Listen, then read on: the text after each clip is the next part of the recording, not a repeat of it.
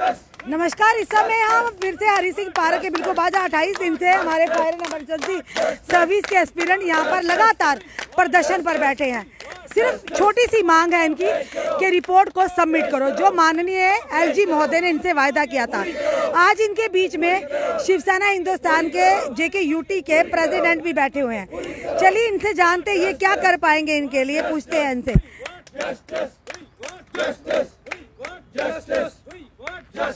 Sir, सबसे पहले आपका नाम जानना चाहेंगे। मैं Pandit Rajesh Kesari, state president J&K UT.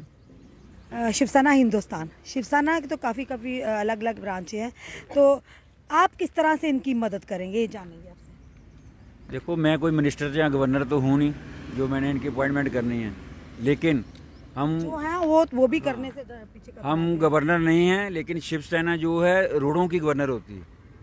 हम रोडों से सरकार को गिराना चाहते हैं। कि रोड पे सरकार को किस तरह से गिराया जाता है वो हम जानते हैं। हम सीने पे गोली गाना जानते हैं, हर काम करना जानते हैं। और जो बच्चों के साथ बेइंसाफ़ी हो रही है, इनको इंसाफ दिलवाने में जिस तरह का भी हमारी जरूरत पड़ेगी, हर तरह से जरूरत में इनको मदद करेंगे। 28 दिन से यहाँ बैठे हैं, तो 28 दिन से आप रोडों पे क्यों नहीं उतरे?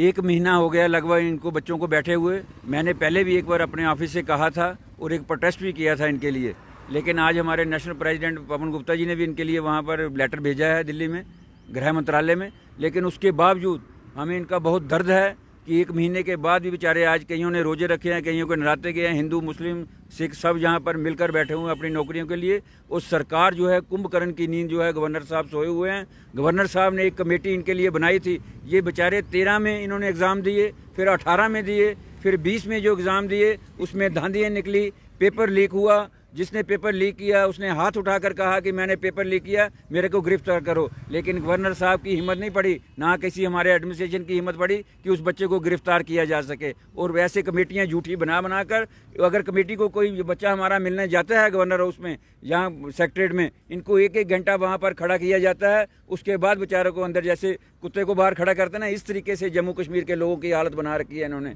पहले ये कहते थे कि 370 टूटने से पहली सरकारें नकम्मी थी। मैं आज इनसे पूछना चाहता हूँ, वो सरकारें तो नकम्मी थी, आप क्या हैं? आज रविंदर रैना जी तो बड़े डींगे मारते हैं, ये है तो, लेकिन रोड पे आकर या सिस्टम में आकर उन्होंने क्या काम किया इन बच्चों के लिए या कश्मीरी लोगों के लिए, जहाँ जो डेली बेजर हैं, इनके लिए एक भी बच्चे का किसी का काम करके बताया हो तो हमें बताएं रविंदर रैना जी। खाली डींगे मारने से कुछ नहीं होगा, काम करें बच्चों के लिए और इन बच्चों को नौकरियाँ दें। जरूरी नहीं होगा कि ये बच्चे आप जब हीलिंग टच के लिए आप आगे हो जाते हैं। यही लोग थे जिन्होंने जो PDP के साथ सरकार बनाई और उसके बाद जब आतंकवादी बने हुए थे उनको हीलिंग टच दे रहे हैं। और जो बच्चे बेचारे रोडों में खजल हो रहे हैं पढ़ के, उनको नौकरी नहीं देना। आतंकवादियों को आप हीलिंग टच देना अपने नंबर बनाने के लिए और अपने वोट लेने के लिए, लेकिन जो रोडों में बच्चे बेचारे आज भूखे पैरे यहाँ बैठे हैं उनको नौकरी नहीं देना। आपने क्या एलजी महोदय से इनकी बात रखने की, उनसे मिलने की कोशिश की कि चलिए आपके माध्यम से कम उन्हें याद दिलाया जाए कि रिपोर्ट सब? नहीं, मैं जल्द से जल्द गवर्नर साहब को अब एक लेटर लिखूंगा और इन बच्चों को जो है, अगर मेरे को वो हुक्म देंगे, अगर मेरे को आज्ञा देंगे, क्योंकि उन्होंने, जब मैंने इनकी बात रखता हूँ, जहाँ मैंने कश्मीरियों की बात की थी तो इन्होंने मेरी सिक्योरिटी भी छीन ली। इन्होंने सोचा कि शायद केसरी साहब की सिक्योरिटी छीन लेंगे तो ये बंद कर देंगे। नहीं, शिवसेना हमेशा रोडों पे लड़ना जानती है, हमें सिक्योरिटी से कोई लेना देने, हम नंगे भी होंगे। आपके लेटर लिखने से काम होगा? लेटर तो कई बार इन्होंने तो पूरा पुलंदा दिया है सबूतों का, तो आपके क्या लेटर लिखने से काम हो जाएगा? नहीं, लेटर लिखने से काम नहीं होगा, हम सड़कों पे भी काम करके बताएंगे सरकार को। जब हम करेंगे तो फिर करेंगे भी सड़कों को, फिर सरकार झुकेगी। सरकार को झुकाना हम सड़कों से झुकाते हैं। हमने पहले भी कई बार प्रोटेस्ट किए। जब मैं यंग था, जब डेंटल कॉलेज में हुई थी, तब भी मैंने डांगे खाई हुई, आज भी मेरे ये लगी हुई है, ये वो डांगे खाई हुई हैं सिरों पे मैंने। हम वो शिव सैनिक नहीं है कि शाम को पौवा लगा के बैठेंगे, ना मैं खाता हूँ ना मैं पीता हूँ। बाकी शिवसेना शाम को बहुत सारे हैं हमारे में ऐसे जो अपने घर, बहुत बड़ा सवाल उठा रहे हैं। मैं उठा रहा हूँ, ऐसे चमचे कड़छियाँ हमारे शिवसेना में हैं जो बैठ के गवर्नर साहब की जो चाटुकारियाँ कर रहे हैं। मैं उनको बताना चाहता हूँ, शाम को पौवा लगा के और उनके गवर्नर साहब की जो चटकारियाँ कर रहे हैं। कल भी उन्होंने, कईयों ने चटकारी, मैं नाम नहीं लेना चाहता किसी का, लेकिन कल भी चटकारी कर रहा था। कभी काम नहीं हो रहे। हाँ, अगर चाटुकारी हमारे लोग नहीं करें तो काम सरकार 1 मिनट में करती है। अगर मलिक साहब ने अब जो बयान दिया, अगर सरकार चाहे तो उस बयान पे जो है कहीं जो सरकारी तंत्र है वो खत्म हो सकता है, लेकिन ये चाहते नहीं है तो कैसे होगा? अगर सरकार चाहे तो सब कुछ हो सकता है। चलिए अनिल जी, आज सर आए हैं शिवसेना हिंदुस्तान की तरफ से, आपकी आवाज़, उन्होंने ये कह दी, चेतावनी दे दी कि आने वाले समय में अगर हुआ तो हम सड़कों पर भी उतरेंगे आपके अधिकार के लिए। सबसे पहले केसी साहब का बहुत बहुत शुक्रिया, हम धन्यवाद प्रकट करते हैं कि उन्होंने अपना कीमती समय दिया और यूथ के मसले को रिप्रेजेंट करने के लिए हमारे साथ बैठे हैं। हम इनका बहुत बड़ा खैर हकीकत पेश करते हैं, इनको खैर मकदम करते हैं कि स्वागत करते हैं इनका ये आए। तो मैं आपके चैनल के वसादत से आज बताना चाहता हूँ मैम, कल हमारी एक डेलीगेट सेक्रेटरीट में गया, सीनियर अधिकारियों से मिलने गया, तो पता उन्होंने क्या रिस्पांस दिया उधर से, अब जान के आपको भी समझ नहीं आएगी कि ये क्या हुआ, क्या है ये। उन्होंने कहा कि हमने 2019 के बाद 2.5 लाख बैकडोर एंट्रीज किया, सबको निकाले 2.5 लाख बैकडोर एंट्रीज किए।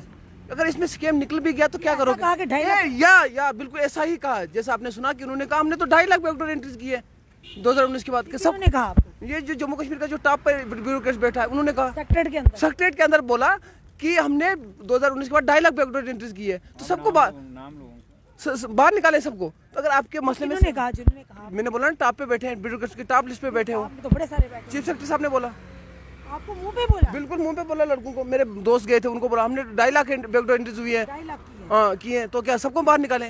तो अगर आपके मसले में अगर आ भी जाता है स्कैम तो क्या आपको क्या फायदा होगा इससे? तो ये क्या है मैम, मतलब हम किस लिए बैठे? मतलब हमें लगता है कि हमारा बैठना फिजूल है, कोई वेस्ट हो रहा है क्या? मतलब इससे ये लग रहा है कि जम्मू कश्मीर के यूथ पे और जम्मू कश्मीर के अवाम पे कितना बर्डन है डिक्टेटरशिप का, कितना मतलब क्या दबाना चाहते हैं। पहले तो उन्होंने मिट्टी में मिलाया था, मिट्टी में रगड़ रहे हैं ये जम्मू कश्मीर के लोगों को, पीस रहे हैं, ये बताना चाहते हैं। तो ये मैं आपके चैनल के वसादत से आपको बताना चाहता हूँ कि अब वो दिन दूर नहीं जब यूथ एक तरफ खड़ा होगा, एक तरफ तुम होंगे और हम लड़ेंगे, तुमसे लड़ेंगे, तुम्हारी नस्लों से लड़ेंगे और तुम्हें भगाएंगे इधर से। साहब अनिल जी का कहना है कि कल ये सेक्रेटरीट के गए थे, जिससे चीफ सेक्रेटरी साहब, इन्होंने साफ तौर कहा, उन्होंने कहा 2019 के बाद हमने 2.5 लाख बैकडोर एंट्रीज की हैं। ये इन्होंने कहा कि जो इनके साथ बात हुई, हम तो वहाँ पर नहीं थे, कि क्या उनको सबको निकाला दिया जाए, ये नहीं खुद ही बोल रहे हैं। तो कहीं ना कहीं जो सत्यपाल मलिक जी जो बयान दे रहे हैं, तो वो भी किस हद तक ये कहेंगे सच है, ये क्या है। फिलहाल रोहित, आज सर भी आए आपके पास, 28 दिन हो गए ना लगभग आपको यहाँ बैठे हुए, तो उसके बाद आप जब सेक्रेटरीट में मायूसी हाथ लगी? जी मैम बिल्कुल, हम यहाँ पे पीयूष सिंगला साहब से मिलने के लिए गए थे कि जिनके साइन हुए थे, जिनके थ्रू कमेटी जो है इनिशिएट की गई थी। हमने सोचा कि हम उनसे एक बार मिलें, कि उनसे पूछें कि आप एक बार कमेटी से संज्ञान लीजिए कि कब तक इसका होगा। हम लोग 28 दिनों से रोड पे बैठे हुए हैं, लेकिन उसके बाद में देखिए आप यहाँ पे, उसके बावजूद जब हम उनसे मिलने जाते हैं तो उनका साफ साफ कहना था कि मैं जो है ऑलरेडी अभी रेवेन्यू डिपार्टमेंट में जा चुका हूँ, तो आप कृपया करके GAD की तरफ से ये कमेटी बनाई गई थी, आप उनसे मिलिए। फिर हम जब वहाँ से उनकी तरफ से ये कहा गया कि आप उनके पास चले जाइए। जब हम उनके पास पहुंचते हैं तो उनके PA साहब का ये कहना था कि सर के पास आज समय नहीं है। और जब उन्होंने पूछा हमसे कि कहाँ से हो, मैं sir fire and emergency expert. अरे साथ में वो तो नए हैं, अभी तो इसके बारे में उनको इतनी नॉलेज नहीं होगी, तो साथ में अभी तो वो मिल नहीं पाएंगे, ठीक है। वहाँ से उन्होंने मना कर दिया मिलने के लिए। उसके बाद में हम चीफ सेक्रेटरी साहब से मिलते हैं। जब उनसे बात करने लगे तो उनका कहना कुछ अलग ही रवैया था कहने का। उनका कहना ये था कि यहाँ पे जब हम उनको अपने ये डिस्क्रिप्शन के पूरी बताने लगे हम उनको कि यहाँ ऐसे ऐसे ये कमेटी इनिशिएट हुई थी, तो कृपया करके बताइए कि इसका क्या होगा। तो उनका ये कहना था कि जब हमने ये बताया कि 6,928 पर्सन्स थे इसमें जो कि फिजिकल दे रहे थे, और फाइनल सिलेक्शन में 7,003 थे। यहाँ पे सर देखिए बैकडोर एंट्रीज भी इस तरह से थी। जब हम इसकी बात करते तो उनके मुंह से ये बात निकलती, यहाँ पे उन्होंने कोई टाइम निर्धारित नहीं किया, लेकिन यहाँ पे उन्होंने ये एक बात बोली कि 2.5 लाख लोग जो है बैकडोर एंट्री से है, तो बताइए क्या करें। तो मैंने उनसे सीधा क्लियर कट कह दिया, सर सबको बाहर निकाल दीजिए, सबको बाहर निकाल दिए। तो सर ने उसका कोई रिस्पॉन्ड नहीं दिया उस तरह से, लेकिन वो बार बार ये कह रहे थे कि 10,000 नौकरी आ रही है, आप इसके लिए जो है कृपया करके तैयारी करें। लेकिन हम उनको ये बता रहे हैं हम पिछले 10 सालों से पीस रहे हैं, आज हम ओवरेज हैं, तो सर बताइए आप कि हमें इसका क्या करना चाहिए। तो वो सिर्फ एक ही बात कहते हैं कि नहीं, मैं आपको बार बार एक बात बोल रहा हूँ, आप आगे के लिए तैयारी करिए, अब आगे से ऐसा कुछ नहीं होगा। लेकिन कहने का मतलब ये है कि जो पीछे हो चुका है तो उसके जो गलत हुआ वो इंसाफ नहीं देंगे।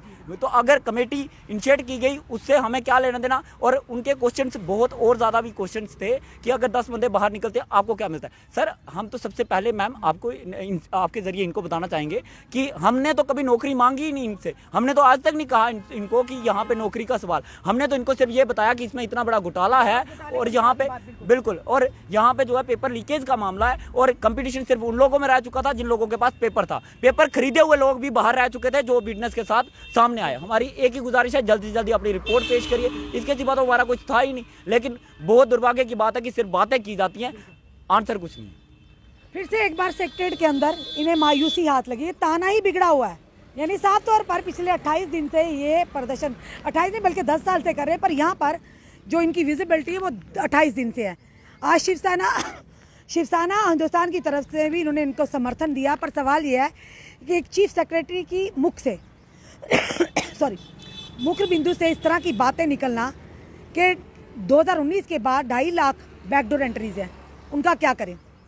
आप तैयारी कीजिए।